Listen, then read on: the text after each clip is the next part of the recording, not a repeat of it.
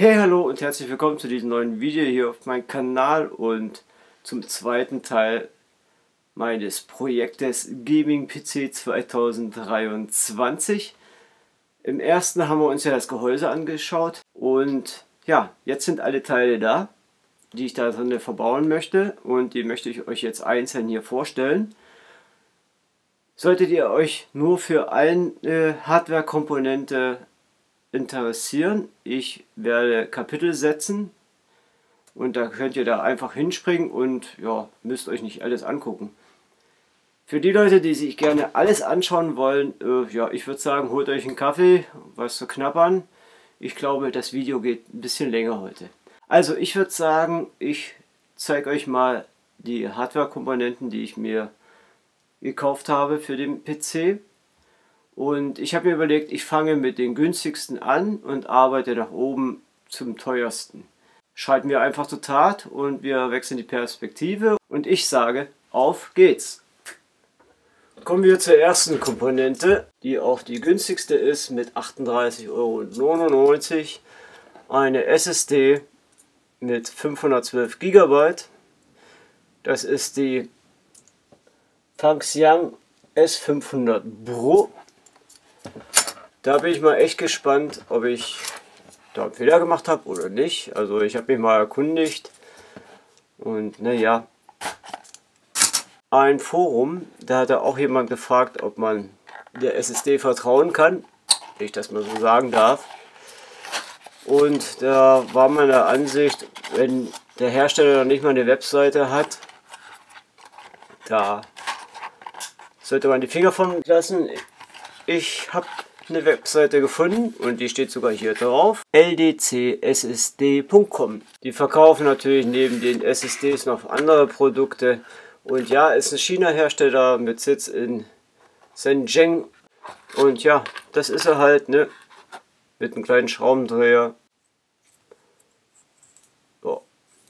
Und auf die 512 GB soll dann das Betriebssystem drauf. Und wir kommen auch schon zum nächsten. Mit 43,99 €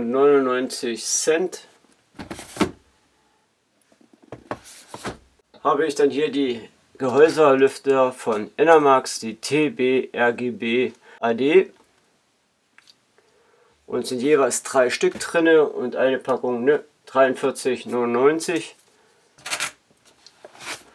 €. Und bin mal echt gespannt. Also ich habe auch hier geguckt, dass die nicht so laut sind. Angegeben sind die mit 14 bis 22 Dezibel. Und jo, bin mal echt gespannt, wie laut die dann in Wahrheit sind. Und ja, wir haben auch noch einen RGB-Controller mit dabei und so weiter und so fort. Wir können mal eine öffnen.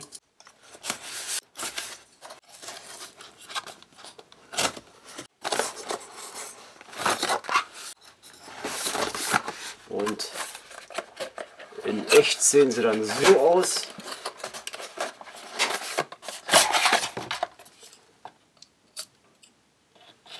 Ja, Enermax. Die lassen sich auch übers Mainboard steuern, da habe ich extra auch mit drauf geachtet. Und als nächstes kommt schon das Netzteil.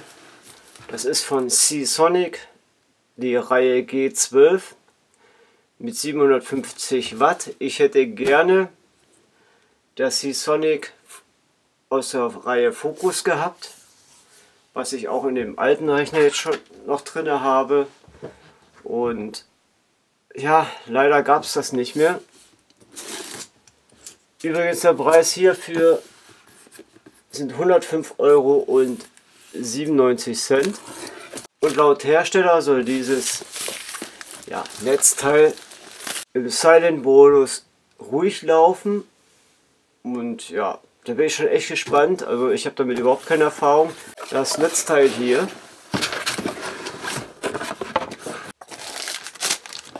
ist teilmodular. Ja, wir haben hier die Kabel und hier das Netzteil. Also macht auf alle Fälle einen wertigen Eindruck, kann ich jetzt schon sagen. Auch ziemlich schwer. Und hier sind dann halt die ganzen anderen Kabel fürs Mainboard und so weiter und so fort. Und ja, dafür habe ich mich entschieden. Und ich hoffe, ich bin damit genauso zufrieden wie mit den Sony Focus. Hier nochmal ne 80 plus Gold und soll auch eine gute Energieeffizienz besitzen. Und hier sieht man hier Speedfan in Silent-Modus. Ich denke mal, er wird nur ganz leicht drehen, bevor dann, wenn er richtig belastet wird, das Netzteil, dann halt nach oben geht. Ich hoffe, ihr wisst, was ich meine. Als nächstes folgt von der Enermax die Aquafusion ADV All-in-One Liquid CPU Kühler mit einem Preis von 107,07 €. Und wie ihr schon auf dem Bild erkennt, das ist nur eine 240er statt so eine 360er. Inwiefern das optisch gut aussieht, werde ich dann später sehen. Wenn nicht, habe ich mir überlegt, wenn es blöd aussieht, dass ich mir noch so einen Lüfter extra kaufe von Enermax, den ich dann mit dran setze. Wir können hier auch mal reinschauen.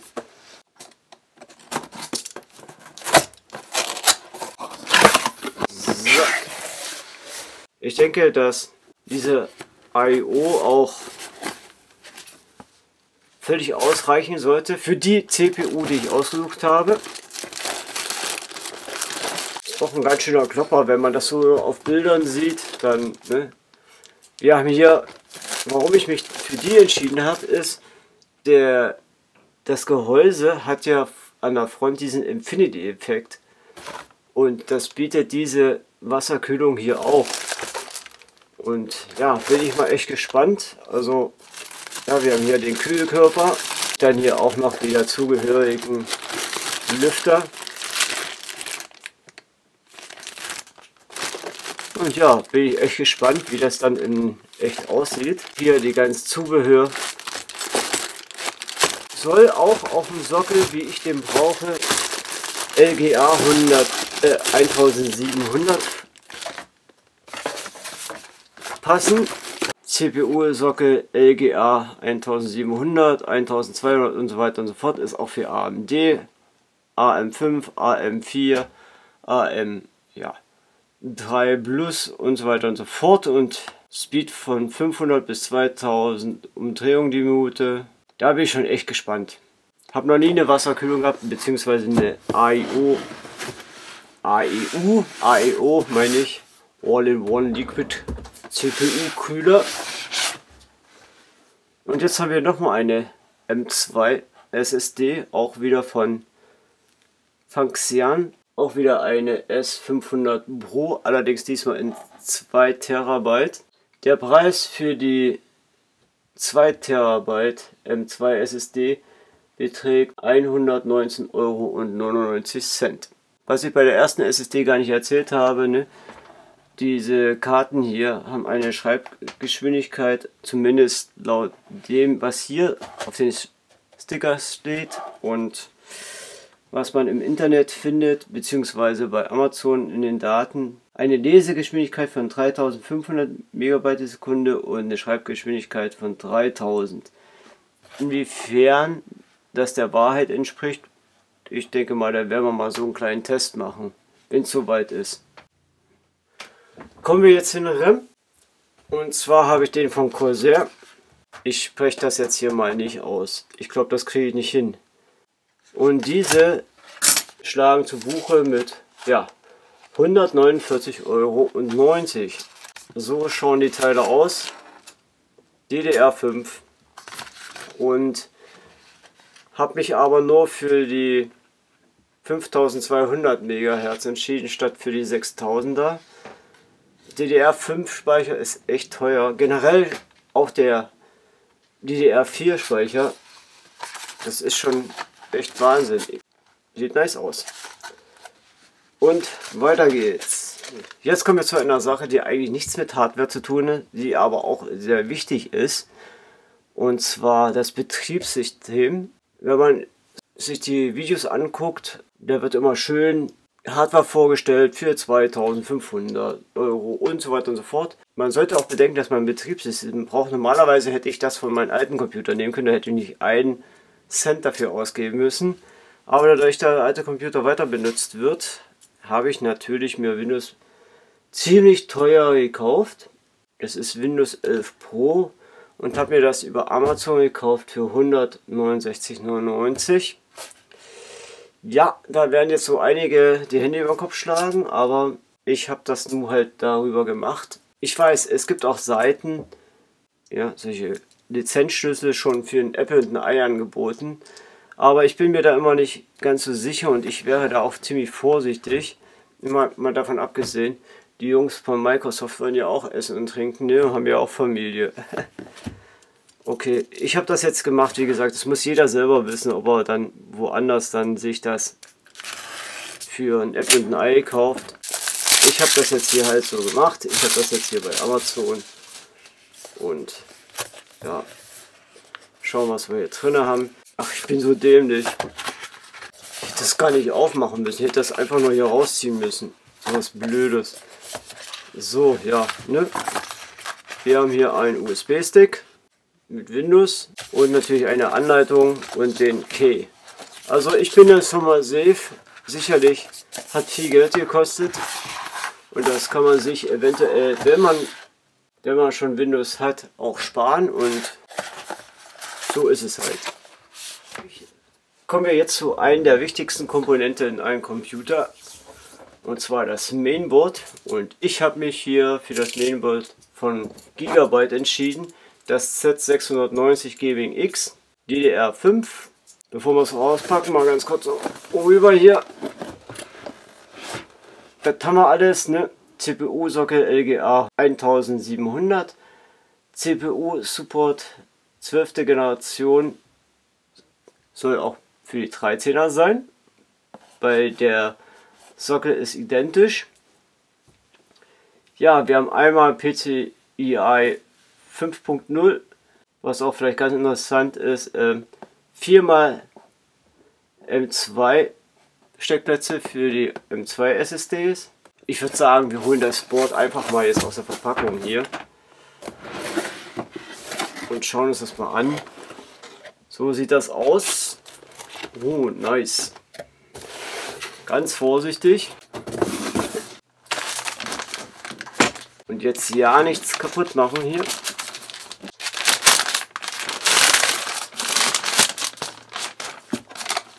So. Sieht echt Hammer aus. Hier sollen 3 M2 SSD reinpassen und hier eine. Und dann ja, haben wir ziemlich viele Anschlüsse hier für alles Mögliche. Wenn ich das jetzt alles hier aufzähle, wird das Video noch länger, als wie es überhaupt schon wird. Aber ne, dafür habe ich mich entschieden. Eigentlich wollte ich ein anderes haben von Asus, das Twin. Und das gab es dann irgendwann nicht mehr. Und so lange wollte ich dann auch nicht mehr warten, bis es wieder verfügbar ist. Also habe ich mich dafür entschieden. Und dieses Mainboard kostet 2000. Und dieses Mainboard hat mich 227,10 € gekostet. Ich denke mal, das wird sich echt toll in dem Gehäuse machen. Schön vorsichtig, dass das ja nicht kaputt geht. Kommen wir jetzt zur CPU und ich habe mich da entschieden für den Intel Core i5 13500 oder 13500. Habe lange überlegt, was ich für einen nehme. Ich habe auch bei AMD geguckt und habe mir auch die 7er Reihe angeguckt und auch bei der 12er habe ich geguckt. Im Endeffekt habe ich mich dann dafür entschieden. Der ist gar nicht mehr so schlecht. Wir haben hier nämlich 14 Kerne. Davon sind 6 Performance-Kerne und 8 Effizienzkerne. Der Verbrauch liegt hier bei 65 Watt und wenn er richtig auf Leistung ist, jetzt muss ich lügen, ich glaube bis zu 125 Watt. Ich denke mal, das kann man so ruhig machen, ne? Auch den öffnen wir jetzt mal hier.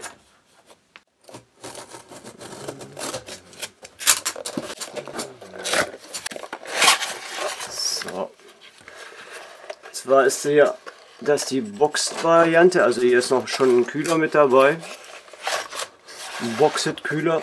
Gucken wir uns auch gleich mal an. Jetzt gucken wir mal, dass wir den hier vorsichtig auskriegen. Wenn ich das jetzt aufmache, kriege ich das nie wieder mehr zusammen. Da. Sieht aus, als wenn hier... Also, ich weiß noch, als ich den 6600er in meinem jetzigen Computer eingebaut habe, also der war echt... Der hat sich definitiv nicht so hochwertig angefühlt wie der. Der ist richtig massiv. Ist das nur so das Blau oder leuchtet das auch? Das würde mich mal interessieren. Aber das ist schon echt ein massives Ding hier.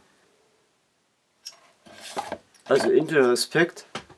Dieser Boxenkühler sieht gar nicht mal schlecht aus. Bezahlt habe ich jetzt für die CPU, also für den i5 13500, 278,99 Cent. Ich habe gerade nochmal bei Amazon geguckt. Momentan liegt er bei 266 Euro. Und da kann man mal sehen, wie die Hardwarepreise doch schwanken. Die gehen hoch und runter, also da bleibt nie irgendwas gleich. Das ist jetzt das zweiteuerste hier und wir kommen jetzt zu dem teuersten. Aber was ich euch noch sagen kann, ist, dass die CPU hier mit 4,8 GHz taktet. Und jetzt kommen wir zur letzten Hardware-Komponente und da habe ich lange überlegt. Ich habe lange gebraucht. Und zwar ist das die Grafikkarte.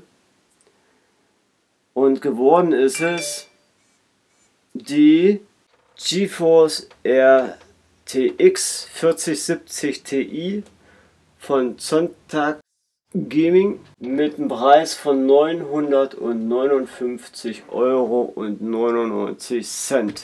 Ich hatte mir wirklich so einige Grafikkarten angeguckt. Angefangen von der 3060 bis zur 3080 und 3090.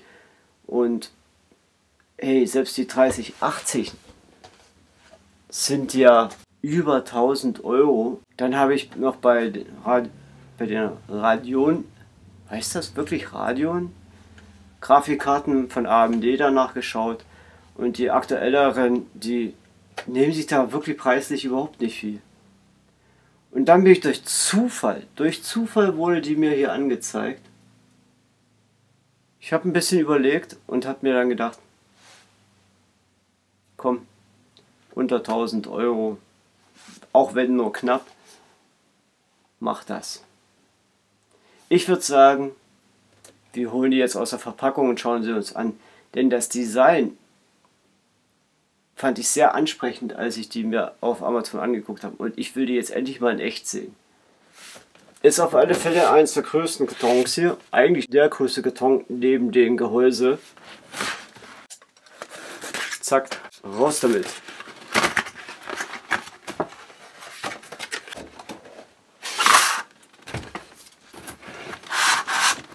Und einmal öffnen bitte.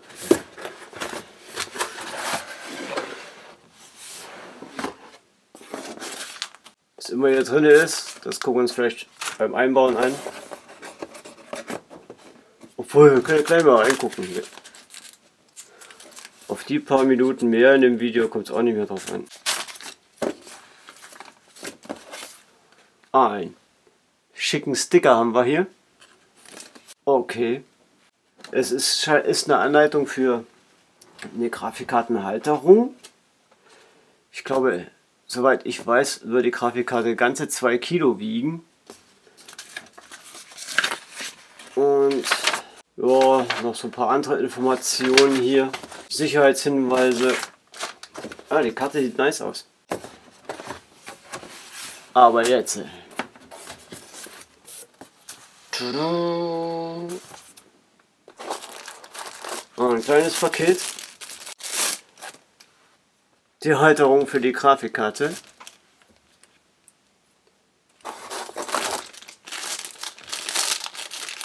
Einmal Kabel. Und jetzt... Scheiße, ist die groß. Bist du verrückt. Und das ist die kleinste aus der 40er Serie hier. Da möchte ich nicht wissen, wie riesig die 4090 ist. Oh, die ist wirklich schwer.